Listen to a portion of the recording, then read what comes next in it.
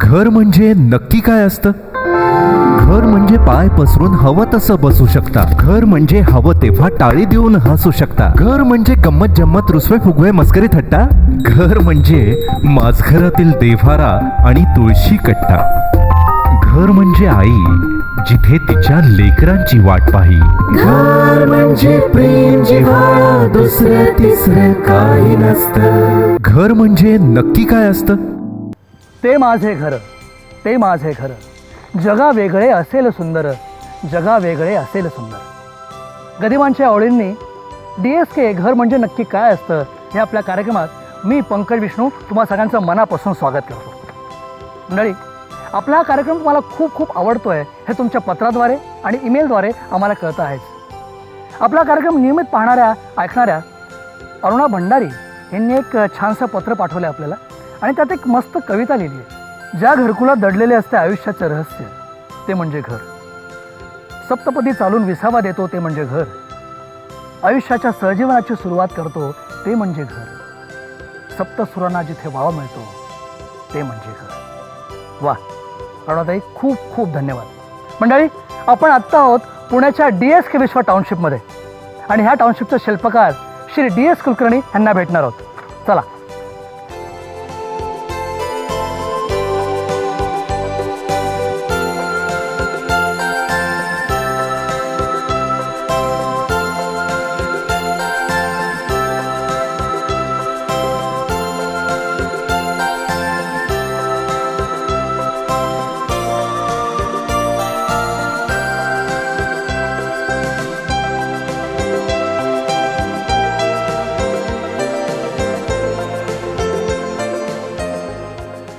नमस्कार सर. नमस्कार. नमस्कार. DSK घर म्हणजे नक्की काय असतं या कार्यक्रमात तुमचं स्वागत आहे.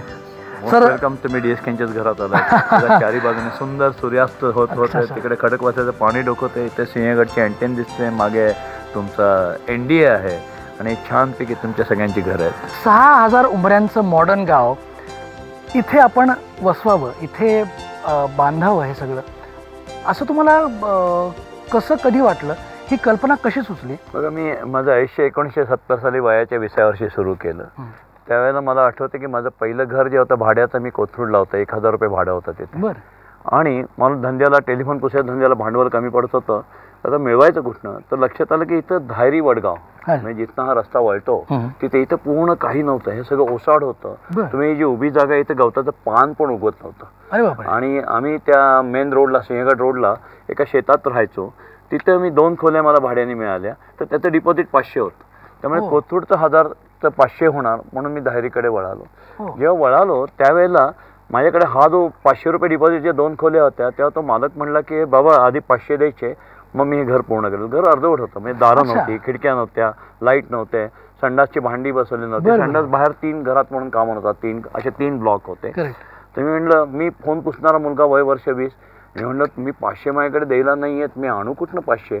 तो म्हणला की पहिल्या मालकाकडनं. आणि मी पहिल्या कोथरूडच्या मालकाला म्हणलं, मी हे घर सोडतोय, 1000मधले 500 आधी द्या आणि मग 500 मी जागा सोडल्या होत्या. मालक म्हणलं, मी नाही विश्वास ठेवणार, ज्या क्षणी टेम्पोत सामान भरशील तेव्हा 1000 दे. आणि मग मी महिन्यात हिया केला, टेम्पोत सामान भरलं, 1000 रुपये त्याकडे परत घेतले, इथल्या मालकाला 500 रुपये दिले. आणि तो कॉन्ट्रॅक्टर कम बिल्डर होता त्यावेळेचा. त्याने व्हायचं तेच झालं, मला फसवलं. पुढचे त्यांनी मला सांगतो 5 वर्ष माझ्या घरात कधीच दिवा आला नाही. जितके वर्ष राहिलं तेव्हा दिवाच नव्हता त्या घरामध्ये. नंतर आम्हाला त्या शेतातनं जावं लागायचं. जी सायकल चिखलात अडकायची, साप बिंचू सगळं होतं. संबंध हा भाग ग्रामीण होता. 70 सालची 44 वर्षापूर्वीची गोष्ट सांगतो. पण आता नंदनवन आहे, म्हणजे कोणी विश्वास ठेवू शकणार नाही की इथे काही नव्हतं. मग मी इथे का आलो त्याचं उदाहरण सांगतो. ते 5 वर्ष माझ्या आयुष्यातले खूप सोनेरी गेले. घराला दारं नव्हती. आम्ही रात्री नवरा बायको जस्ट नवीन लग्न झालेलं, एक जुनं कपाट होतं आमच्याकडे. ते दारापाशी नेऊन ढकलत ठेवायचं आणि त्याला दगड लावायचा. खिडक्याला पोती बांधायचो, कंदील असायचा, कॅनॉलमधनं पाणी आणायचं, जे काय डोक्यावर हंडे आणायचे. आणि मग लक्षात आलं की बिल्डर किती फसवतं अशा प्रकारच्या लोकांना. जसं मी बिल्डर झालो त्या दिवशी डोक्यात आलं की अरे, आपण मध्यमवर्गीय नव्हतं, कनिष्ठ मध्यमवर्गीयपेक्षाही कनिष्ठ होतं. फोन पुसून कसा बसा संसार चालवायचो, तर एका बिल्डरने आपल्याला कसं फसवलं. तर आपण त्या छोट्या लोकांच्या करता अशी घरं देऊ की श्रीमंतांच्या तोंडात मारा. क्या बात. माझ्या डोक्यात नेहमी यायचं मलबार हिल जर मुख्यमंत्री लाल दिव्याच्या टॅ गाडीतनं जर वर जातो, पाली हिलला दिलीप कुमार हिलवर वर जातो, सगळ्या श्रीमंत लोकांचे बंगले हिलवर असतात, तर माझ्या छोट्या माणसाचं का नाही? आणि म्हणून मग जेव्हा मी जागा घेतली तेव्हा परत प्रश्न निर्माण असा झाला. माझा बोर्ड ऑफ डायरेक्टर, माझे जवळचे मित्र म्हणले, वेड आहे का? एवढ्या सुंदर जागेवर तू 6000 उमऱ्यांचं 6000 मॉडर्न गाव का बनवतो? 6000 उमरे म्हणजे 6000 किचन, 6000 संडास, 6000 बाथरूम, त्याच्याऐवजी 300-400 बंगले बांध, प्रचंड पैसे कमव. किंवा एखादा क्लब बांध, 5 स्टार हॉटेल बांध आणि बाजूने बंगले प्लॉट आणि पैसे कमव. मी म्हटलं त्या मध्यमवर्गीयांना कोण देणार? पण ड्रीम आला, येस, बंगले नको, पैसे नको. माझे 70चे दिवस आठवले. त्या लोकांचे करता इथे मी 3 लाखात 3 खोल्या आणि 4 लाखात 4 खोल्या अशा या स्कीमची सुरुवात झाली. आणि त्या एका भावनेतनं की या छोट्या माणसाला असं श्रीमंत घर द्यायला पाहिजे. आणि म्हणून त्या एका कळकळीतनं त्या सगळ्या छोट्या लोकांच्या आशीर्वादावर आज हे नंदनवन इथे फुललं. आणि आम्ही 7 दिवसात 1000 फ्लॅट विकून गिनीज बुक ऑफ रेकॉर्डमध्ये गेलो. त्यामुळे कुठल्याही कष्टाचं स्वप्न तुम्ही पाहिलं आणि त्याच्यामागे कष्टाने पडला तर ते यशस्वी होतं, याच्यात नवीन काही नाही. अशी असंख्य स्वप्न मी रोज बघतो, रोज पूर्ण करतो. जे कोण TV बघतात, जे कोण तरुण असतील त्यांनी हेच सांगतोय की कष्ट करा, स्वप्न कष्टातनं बघा आणि कष्टाने पूर्ण करा, तुमचं स्वप्न नक्की पूर्ण होतं. आणि स्वप्न बघताना त्याच्या क्रिएटिव्हिटीकडे बघा, त्याच्या पैशाकडे बघू नका. बघा तुम्हाला केवढा वेगळा आनंद होईल. आपण काही प्रश्न आलेत, त्या प्रश्नांना उत्तर देऊया. अमय आपटे अलिबागहून त्यांनी प्रश्न लिहिला. ते म्हणतात की सर, प्रत्येकाच्या प्रकल्पाच्या शुभारंभाला तुम्ही सवलतीचा दर डिक्लेअर करता, हे तुम्हाला कसं काय शक्य होतं? साधी गोष्ट आहे, मी एखादा प्रोजेक्ट जर सुरू केला तर नॅचरली मी नेहमी वाजवी नफ्यावर काम करतो. माझ्याकडे त्या स्कीममध्ये समजा 1000 फ्लॅट असतील तर मी सवलतीच्या दरात 300 फ्लॅट देतो. त्या 300 फ्लॅटला मी ऑलमोस्ट ना नफा ना तोटा किंवा उगच रितसर जेवणात मीठ असतं तेवढं प्रॉफिट काढतो, जेणेकरून माझं जे ध्येय आहे लहानपणापासून की यांच्या मागे कोण उभे राहणार. त्यामुळे इथेही जसं मी आज विश्वाला सांगितलं की मी का रेट काढले असे, तर अरे देवाने आपल्याला प्रचंड दिलेलं ऐकेपेक्षा मग आपल्याला जेवढं स्वस्त देता येतील. मी पंतप्रधान नाही, मी मुख्यमंत्री नाही, माझ्या हातात सत्ता नाही, मी स्वस्त घर करू शकत नाही. माझे घर काही खूप स्वस्त असतं नाही, पण नाईलाजाने मी प्रॉफिट तर घेणार नाही. तर पहिल्या 300 घरांना ऑलमोस्ट निग्लेजिबल प्रॉफिट, खोटं बोलणं तर पाप आहे. मग जेवणात मीठ लागतं तेवढं प्रॉफिट घेतो आपण, चवीला लागतं तेवढं, आणि ते 300 घरं देतो. उरलेली 700 घरं जी आहेत ते आम्ही टप्प्याटप्प्याने काढतो पुढच्या 3 वर्षामध्ये. पुढच्या 3 वर्षामध्ये कुठले प्रोजेक्ट 3 वर्ष लागतात, स्टीलचे भाव वाढतात, सिमेंटचे वाढतात, लेबरचे वाढतात, कॉस्ट परवडत नाही. ज्यांना विकले त्यांच्याकडनं परत किंमत वाढून घेणंच शक्य नाही, पाप येते घेणं. मग उरलेल्या नवीन येणाऱ्या माणसांच्याकडनं वाढलेला रेट मिळतो. आणि सुरुवातीला समजा आम्ही 4000 रेट काढला असेल आणि शेवटचा रेट जर 6000 काढला असेल तर मला ॲव्हरेज 4500-4500 पडतो. सुरुवातीला जे आले, जे माझ्यावर विश्वासावर आले की क्रिकेटचं मैदान आहे, नुसता प्लॅन आहे, DSKचा शब्द आहे आणि त्याच्यावर जे घेतात त्यांना त्यांचा आपण आदर करायलाच पाहिजे, रिस्पेक्ट करायला पाहिजे. देवापुढे आपण नैवेद्य ठेवतो तसं ह्या घराचा नैवेद्य किंवा दक्षिणा त्यांच्यापुढे ठेवायलाच पाहिजे. कारण जे पहिले येतात त्यांना नेहमीच स्वस्त पडतं, जे शेवट येतात त्यांनाही महाग पडतं असं नाही. त्या 3 वर्षाच्या काळातल्या महागाईचा बोजा त्यांच्यावर पडतो. तर ही सिंपल सिस्टीम आहे. या लॉजिकमध्ये एकही प्रोजेक्ट कधी अखडला नाही, कधी अडकलेला नाही. जो शब्द दिला तो DSKने पूर्ण केला. कारण की दिस इज द जीवनाचं मॅथमॅटिक्स आहे. पुरून पुरून कसं खायचं, पुरून पुरून कसं वापरायचं आणि मग संचित कसं करून ठेवायचं, जे आपल्या भारतीय कल्चरमध्ये शिकवलं आहे तेच आम्ही करतो. पहिले 300 कन्सेशनमध्ये दिले, पुढचे हळूहळू वाढवत गेले. माझाही खिशाला तोटा झाला नाही, घेणाऱ्यालाही आनंद झाला. 35,000 लोकांचा दुवा आहे, 35,000 लोकांना घरं देऊन झालं, खूप आनंद आहे. मेलिंग लिस्टमध्ये किंवा माझे हे वेल विशर साधारणतः 2 ते 2.5 लाख लोक आहेत. कोणाला गाड्या दिल्यात, कोणी मुलं शिकतात, कोणी रोजगार मिळाला आहे. I am happy. एक खूप वेगळा आनंद वाटतो की आपण एवढ्या 2-2.5 लाख लोकांच्या सुखामध्ये निश्चित सामील व्हायला नाही केलं तरी चालेल, पण त्यांच्या दुःखात निश्चित सामील होऊ शकतो मी.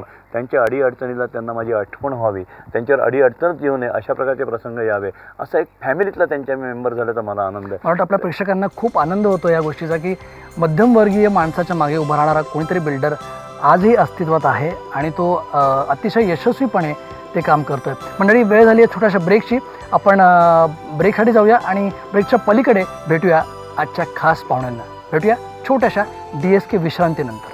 स्पर्धात्मक युगामध्ये संपूर्ण दिवस घालवल्यानंतर सायंकाळी ज्या वास्तूमध्ये जाण्याची आंतरिक ओढ कुठल्याही माणसाच्या मनात निर्माण व्हावी की ज्या वास्तूमध्ये मी लवकरात लवकर पोचावं, त्यालाच म्हणावं खरं घर. घर म्हणजे नक्की काय असतं? घर म्हणजे नक्की काय असतं? नमस्कार, वेलकम बॅक. DSK घर म्हणजे नक्की काय असतं या कार्यक्रमात आता वेळ झाली आहे आपल्या खास पाहुण्यांना भेटण्याची. आपले आजचे खास पाहुणे म्हणजे मराठी रंगभूमी, मराठी हिंदी चित्रपट मालिका आणि जाहिराती यामध्ये चौफेर प्रवास करून आपल्या घराघरात पोहोचलेले आणि आपल्या सगळ्यांचे लाडके अभिनेते श्री विजय गोखलेजी. नमस्कार. नमस्कार. नमस्कार. नमस्कार सर. प्रथमतः या DSK घर म्हणजे नक्की काय असतं या कार्यक्रमामध्ये मला अगदी घरच्यासारखं आमंत्रित केल्याबद्दल मी आपले मनपूर्वक आभार मानतो. Thank you sir. आम्हाला खूप आनंद झाला तुम्ही आज आलात. आमची इच्छा आहे आता टीव्हीत रोज हसवता तुम्ही, तुमच्या कलागुणाने आम्ही आमचे सगळे प्रेक्षक भारावून गेलेलं असतं. टीव्हीतनं बाहेर जंप मारून आमच्या घरात घुसा. डेफिनेटली. तुम्ही उल्लेख केलात आत्ता ॲक्च्युली सरांचं एक नाटक आलं आहे आणि ते नाटक मला वाटतं म्युझिक थेरपीवर आहे, म्हणजे मानसिक आणि शारीरिक संगीतोपचार मानसिक आणि शारीरिक आजार बरे करतात अशा वेगळ्या विषयावरचं नाटक मी लिहिलेलं आहे आणि दिग्दर्शित केलेलं आहे. पण माझे आकाश वेगळे हे नाटक आहे, त्याची आठवण होण्याचं कारण काय? आठवण होण्याचं कारण असं की त्याच्यात एक खूप सुंदर कविता आहे जी घर या विषयावर आहे. तर याच्यामध्ये एक साधं सोपं सरळ असं कॅरेक्टर आहे. ते कुठल्याही अलंकारिक भाषेमध्ये बोलत नाही, अगदी नॉर्मल भाषेमध्ये बोलतो गप्पा मारल्यासारखं. पण त्याच्या मुखातून एक घरावरचं काव्य पटकन नकळत असं उडत्या कवितेसारखं येत जातं. त्यात म्हटलंय प्रेम करावं प्रत्येकाने असं आपल्या घरावर, जेवढं करतो स्वतःवर त्याच्यापेक्षा जरावर. प्रेमाला नसावं बरं का कधी कोणतं लिमिट, गाडी सुसाट धावावी विदाऊट एनी परमिट. टप्प्या टप्प्यावर असावा ग्रीन सिग्नल बरोबर. प्रेम करावं प्रत्येकाने असं आपल्या घरावर. असावे इकडचे रिश्ते पौष्टिक बदाम पिसते. असावे इकडचे रिश्ते पौष्टिक बदाम पिसते. एकमेकांसाठी आणि एक दुजे के वास्ते. नो डिस्प्यूट, नो कटकट, ऑलवेज टुगेदर. प्रेम करावं प्रत्येकाने असं आपल्या घरावर, जेवढं करतो स्वतःवर त्याच्यापेक्षा जरावर. क्या बात आहे, क्या बात आहे. खूपच सुरेख. एक याच अनुषंगाने एक वाक्य या नाटकामध्ये फ्लोमध्ये घर या संकल्पनेविषयीच आहे. घर म्हटलं की चार भिंती आल्याच इथेही आणि तिथेही, पण आतमध्ये कोण बसलंय आणि काय करतंय याच्यावरनं ठरतं ते दुकान आहे का देऊळ आहे. वा. अध्यापक रमेश कोटस्थाने एक असेच लेखक आहेत ज्यांनी घर या विषयावरती प्रचंड लिहिलेलं आहे. सुंदर वाक्य आहेत बघा की आपण एकमेकांपासून किती दूर झालो आहोत हे समाजाला स्पष्ट बजावण्यासाठी बहुतेक आपण घरांना म्हणायला लागलोय अपार्टमेंट. अरे वा. घर या संकल्पनेविषयी ज्यांना कधी उचंबळूनच येत नाही तेच घरांना म्हणतात फ्लॅट. सपाट. हे प्राध्यापकांची वाक्य, परंतु आपण ती एक्झॅक्टली उलटी धरूया. हे असं घर नसावं. बरोबर. पॉझिटिव्हली घेऊ. असं घर नसावं, हे पॉझिटिव्हली घेऊया की बाबा सध्याच्या कॉम्पिटेटिव्ह जगामध्ये, धकाधकीच्या जीवनामध्ये, स्पर्धात्मक युगामध्ये संपूर्ण दिवस घालवल्यानंतर सायंकाळी ज्या वास्तूमध्ये जाण्याची आंतरिक ओढ कुठल्याही माणसाच्या मनात निर्माण व्हावी की ज्या वास्तूमध्ये मी लवकरात लवकर पोचावं त्यालाच म्हणावं खरं घर. असं मला म्हणावं वाटेल घर या गोष्टीविषयी. आणि म्हणून मग अशा ओढेने जर घराकडे गेला तुम्ही तर ते घर जे असतं ना ते आपाप बोलतं. भिंत नाचते, हसते, रुसते. सगळे आविष्कार तुम्हाला आयुष्याचे तिथे बघायला मिळतात. आणि मग एकाने घर पसरवायचं असतं तर दुसऱ्याने आवरायचं असतं. घरातनं अशा आपाप आनंदाचे थुई नाचणारे कारंजे सहज बाहेर पडतात. म्हणून त्या वास्तूवर प्रेम करा की वास्तू तुम्हाला तथास्तू म्हणणारच आहे. क्या बात आहे सर. म्हणजे खऱ्या अर्थाने तेव्हा की घर म्हणजे घराच्या भिंती नव्हे, घर म्हणजे घरात राहणारी माणसं असं जे म्हणतात ते खरोखरच यांचं जे बोधवाक्य आहे, घराला घर पण देणारी माणसं जे DSK आहे. विद्याधरजी गोखले तुमचे पिताश्री, प्रसिद्ध पत्रकार, प्रसिद्ध लेखक, खूप मोठं तुमच्याकडे संगीत नाटकाचा वारसा तुमच्या घरात. तर तुमचं बालपण ज्या घरात गेलं तिथे नेमकं काय वातावरण होतं? तुम्ही काय काय अनुभवलं, कोणाकोणाला पाहिलं, काय शिकलात? माझ्या घरचं वातावरण असं होतं की मी दुसरं काही बनायचं, डॉक्टर बनायचं, इंजिनियर बनायचं वगैरे असं विचारच कोणाच्याच मनात कधी झाला. ते कलाकार म्हणूनच काहीतरी करणार होतो कलाक्षेत्र. कारण घरामध्ये रंगमंचाशिवाय काही नव्हतंच. त्या काळामध्ये हॉल ही संकल्पनाच नव्हती. हॉलमध्ये तालमी वगैरे नव्हत्याच. पण गाजलेली पंडितराज जगन्नाथ सुवर्ण तुला वगैरे वगैरे नाटकं ही एवढ्याशा 10 बाय 10च्या रूममध्ये सगळे रिहर्सल झालेले आहेत. अच्छा. आणि मोठी माणसं बघायला भाग्य लागतं. पूर्वजांच्या पुण्याने मोठी माणसं बघायला मिळतात. आज कोण बघायला नाही मिळालं मला. कुठलाही संगीत क्षेत्र असतो, राम मराठे, प्रसाद सावकार, भालचंद्र पेंढारकर, गोपीनाथ सावकार, नंतर तुमचं जयमालाबाई श्रेदार, कान्हो पात्रा, चित्तरंजन कोलटकर, काशीनाथ घाणेकर, दत्ता भट, नटोबरे धुमाळसाहेब, नावं घ्यायची, शंकर घाणेकर, फटाफटाफटा. साहित्य क्षेत्र म्हणाल तर तुमचे सेतू माधवराव पगडी साहेब, पुबा भावे, अटलजी, नानाजी देशमुख सारखे कार्यकर्ते, म्हणजे एवढे सगळे हिमालय बघायला मिळाले मला. खरं सांग सगळ्या क्षेत्रातले लोक तुमच्याकडे यायचे. कारण वडिलांचा जनसंपर्क तसा होता, ते खरोखर जगनमित्र होते. पण त्यांचा जे मला झालेला फायदा म्हणाल तर एवढा की एवढे हिमालय जवळनं बघण्याचं भाग्य मला लाभलं. त्यामुळे या हिमालयांच्या पुढे मी एक साधा वाळूचा डोंगर देखील नाही आहे याची जाणीव मला आयुष्यभर राहिली. परंतु वाळूच्या डोंगरांनी स्वप्न मात्र सह्याद्री बघायचं, आपलं स्वप्न हिमालय बघायचं ठेवावं, तेव्हा कुठे तर सह्याद्रीची उंची गाठू शकेल. तुमची 10 बाय 10ची खोली नसून तो एक राजवाडा होता ज्याच्यात अफाट संपत्ती होती, जी भल्या भल्या राजे राजवाड्यांना किंवा धनिकांना सुद्धा मिळणार नाही. कारण हे बुद्धीची संपत्ती कुठेही मिळू शकत नाही, कुठेही बनू शकत नाही. 10 बाय 10 त्या खोलीत जपलेली संस्कृती ऐतिहासिक ठेवा. तुम्ही खरंच परिपूर्ण संपन्न आणि आत्ता तरी या पृथ्वी तलावरच्या सगळ्यात श्रीमंत आहात असंच मी म्हणेन. कारण किती कोटी दिले तरी हे बघायलाही मिळणार नाही, वाचायलाही बघणार नाही, दिसायलाही मिळणार नाही. खरी गोष्ट आहे. बिलकुल. आजही तुम्ही त्याच घरात राहताय का? त्याच घरात राहतो. त्या भावनेने ते घर असं कुठेतरी, आपण घर या विषयावरतीच बोलतोय, भावनांनी कुठेतरी त्या घराशी असं बांधलं गेलं की त्यानंतर काही घर परंतु नाही राहू शकलो. ते दादर मधलं तेच घर सोडून नाही राहू शकलो. एवढं खरं आहे. आपण नका बदलू ते घर. घर जरी मोठं घेतलं, कुठेही घेतलं तरी त्या घरामध्ये जीव घुटमळू दे. आजही माझ्या लहानपणचं घरच मला आठवतं. दुर्दैवाने मी भाड्याच्या घरात राहत होतो म्हणून परत मिळवता आलं नाही मला ते. पण जे आपलं जिथं मन रमलेलं घर असतं ते फार मोठं असतं घर. आणि आपणही पाहता की विजयजींचे डोळे पाणवले त्या घराची आठवण घेता घेता. पंकजी, मला एक प्रश्न थोडासा, आत्ता एक म्हणजे वास्तू वास्तू वास्तू वास्तू असं 2दा-3दा आपण बोललं गेलं. मला या अनुषंगाने जर एक प्रश्न विचारा असं वाटलं, चालेल? जरूर जरूर.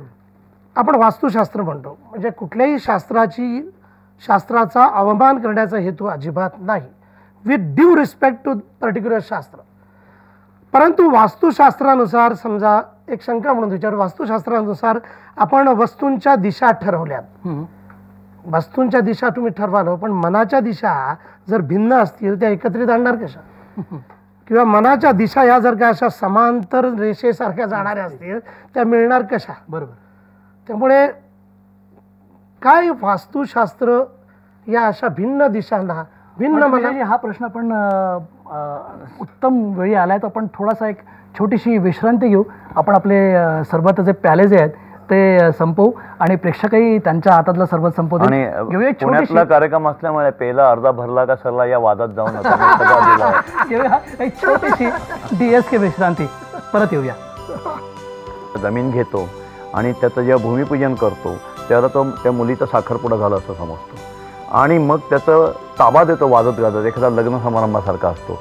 आणि वाजत गाजत दिलेला ताबा, माझी मुलगी तुमच्याकडे सासरी पाठवलेली आहे, तेव्हा आता त्याचा तुम्ही नीट सांभाळ करा. म्हणजे जबाबदारी वधूपिता म्हणून तुमच्यावर टाकतो. पण जावाई हुशार असल्यामुळे तो सारखा सासऱ्याच्या खिशाकडे बघत होता. घर म्हणजे नक्की काय असतं? घर म्हणजे नक्की काय असतं?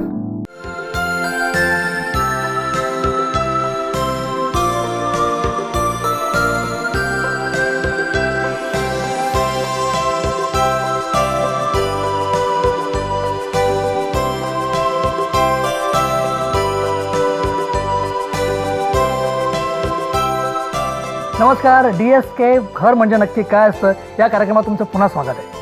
मंडळी, ब्रेकवर जायच्या आधी आपण पाहिलं की एक सामान्य ग्राहक म्हणून श्री विजय गोखले, एक डेव्हलपर म्हणून श्री DS कुलकर्णींना काहीतरी विचारू इच्छितात. मला असं विचारायचं आहे की एकदा का त्याला एक सुंदर स्वप्नांचा बंगला बांधून दिला किंवा फ्लॅट बांधून दिला, हा संपूर्ण असं ब्युटिफुल बांधून दिल्यानंतर त्या प्रकरणाशी एकदा त्याच्या सुपूर्द केल्यानंतर, प्रकरणाशी नको म्हणूया आपण, त्या प्रोजेक्टशी आपला असलेला संबंध संपतो का की तो पुढे कंटिन्यू असतो? सहज आहे सर. बिल्डर म्हणून जे व्याख्येतला माणूस आहे तो जर बिल्डर असेल, आम्ही त्याला स्मगलर किंवा कसाईच म्हणतो, तर तो संबंध संपतो. पण जर तो वधूपिता असेल तर नाही संपणार. आम्ही आमचं घर म्हणजे जेव्हा आम्ही आमची जी भावना असते, जेव्हा जमीन घेतो आणि त्याचं जेव्हा भूमिपूजन करतो त्याला तो त्या मुलीचा साखरपुडा झाला असं समजतो आणि मग त्याचं ताबा देतो वाजत गाजत, एखादा लग्न समारंभासारखा असतो. आणि वाजत गाजत दिलेला ताबा, माझी मुलगी तुमच्याकडे सासरी पाठवलेली आहे, तेव्हा आता त्याचा तुम्ही नीट सांभाळ करा. म्हणजे जबाबदारी वधूपिता म्हणून तुमच्यावर टाकतो. पण जावाई हुशार असल्यामुळे तो सारखा सासऱ्याच्या खिशाकडे बघत होता. आणि लग्नापर्यंत जबाबदारी बघा नंतरच खरी सुरुवात होते. आधी गुलुगुलू प्रेम आणि लग्नापर्यंत सगळं सुरळीत चाललेलं असतं. नंतर कशी भांड्याला भांडी जोरात वाजतात. तरी वाचली तरी ती परत एकत्र एका सुरात जर वाजली तर संसार छान जमतो. त्याप्रमाणे माझ्या मते की प्रत्येक बिल्डरचं खरं तर काम सुरू होतं घराचा ताबा दिल्यानंतरच. घर हे लहान मुलासारखं आहे. जसं लहान मूल जन्मल्यानंतर पहिले 2 वर्ष त्याला कांदणे येतील, गोवर येतील, दात येतील, जुलाब येतील, त्याची सगळी आपण काळजी घेतो आणि त्याच्यातनं ते टुणटुण उभं राहतं. तसं आमचं कुठलंही घर पहिले 2 वर्ष त्याचे क्रॅक डेव्हलप होणे, त्याचे इनिशियल प्रॉब्लेम असणे, नळाचे प्रॉब्लेम असते, यावेळेला निश्चितपणे त्याच्या कर्त्याची, ज्याने ते जन्माला घातले त्या बिल्डरची, त्या डॉक्टरची जबाबदारी सुरू होते. त्यामुळे प्रत्येक बिल्डरची जबाबदारी खरं तर ताब्यानंतरच सुरू होते. आणि गुलुगुलू चाललेला ताब्याआधीचा संसार जर भांडणात रूपांतर झालं तर ते भांडं सुरात वाजलं तर बिल्डर आणि ग्राहक याचे संबंध सलोख्याचे राहतात. जेवढी मी घरं बांधून दिली 35,000पेक्षा जास्त, आम्ही नेहमी त्याचं आधी भूमिपूजन करतो. भूमिपूजनालाही आम्ही फ्लॅट होल्डरच बसवतो. मंडळी, आजचा भाग आपण इथेच संपवूया. पण तुमच्या मनात सुद्धा घराविषयी काही प्रश्न असतील, DSK सरांना काही प्रश्न विचारायचे असतील तर आम्हाला जरूर पत्र लिहून विचारा. आमचा पत्ता आहे DSK हाऊस, जंगली महाराज रोड, शिवाजीनगर, पुणे 411005. पत्ता पुन्हा एकदा, DSK हाऊस, जंगली महाराज रोड, शिवाजीनगर, पुणे 411005. तुम्ही आम्हाला ईमेलसुद्धा करू शकता. आमचा email ID sales@dskdl.com. Email ID पुन्हा एकदा sales@dskdl.com. फेसबुकवर सुद्धा आम्ही अवेलेबल आहोत. आमचा फेसबुक ॲड्रेस आहे DSK फॉर पुणे. हा कार्यक्रम संपायच्या आधी आपण विजयजींकडे परत जाऊया. एक छानशी कविता ते सादर करणार आहेत आणि एक वेगळ्या प्रकारे हा आजचा कार्यक्रम आपण संपवूया. सारी स्वप्ने साकार येई आनंदा आकार, असा आकार देणारे DSK. वा, क्या बात. यांच्या वास्तूमध्ये कुठल्याही कुटुंबाचं जे चित्र असावं की जीवन नाही खेळ असावा मनामनाचा मेळ, जीवन नाही खेळ असावा मनामनाचा मेळ, हसणे रडणे रुसणे फुगणे मस्त मजेची भेळ, दोन जीवांच्या मेळामधून संसाराचा मार्ग दिसावा, आयुष्याला अर्थ लाभण्या हाच असावा खरा विसावा, सदा सर्वदा मनी असावे घरटे आपुले असते छान, सदा सर्वदा मनी असावे घरटे आपुले असते छान, प्रभू कृपेने तुम्हाला बले आनंदाचे हे वरदान, सुख संचारक पवन होऊन समता सांभाळा, सुगंध द्यावा सुगंध घ्यावा हाच धर्म पाळा, सहकुटुंब परिवार असावी, सहकुटुंब परिवार असावे, सहकुटुंब परिवार हसावे, समाधान धन मानून आपले कृतार्थतेने सार्थक व्हावे, आनंदाचा छंद असावा, हास्याचा मधुगंध असावा, उगा नसावा कधी दुरावा, मनामनांना हेच कळावे, कळावे लोभ असावा. वा वा, फारच सुंदर. मंडळी, या कवितेने आपण या कार्यक्रमाची सांगता करतोय. पुन्हा भेटूया ह्याच ठिकाणी, ह्याच वेळी, ह्याच वाहिनीवर आपल्या आवडत्या कार्यक्रमात, ज्याचं नाव आहे DSK घर म्हणजे नक्की काय असतं. घर असं आहे की मी विटेच्या मध्ये माती घालतोय का सिमेंट घालतोय का काय घालतोय, राख घालतोय, हे कळणारा तुम्हाला ट्रस्ट पद्धतीने बिल्डर मिळाला पाहिजे. तर बिल्डरची जात कोणी शोधा, तुमचं घर तुम्हाला आनंदाने निश्चित मिळेल. दुःख नसतं असं नाही आहे. 8-10 दिवस आईच्या दुखवट्यासाठी मी ठेवू शकले असते, पण त्याने माझी आई परत मिळणार नव्हती. मग तो येणारा जो प्रेक्षक त्याला कसं परत पाठवायचं, म्हणून मी काय रडले की मी मेकअप केल्यानंतर इतके रडले की सगळा मेकअप गेला होता आणि मग मी पहिल्या अंकाला उभी राहिली. घर म्हणजे नक्की काय असतं?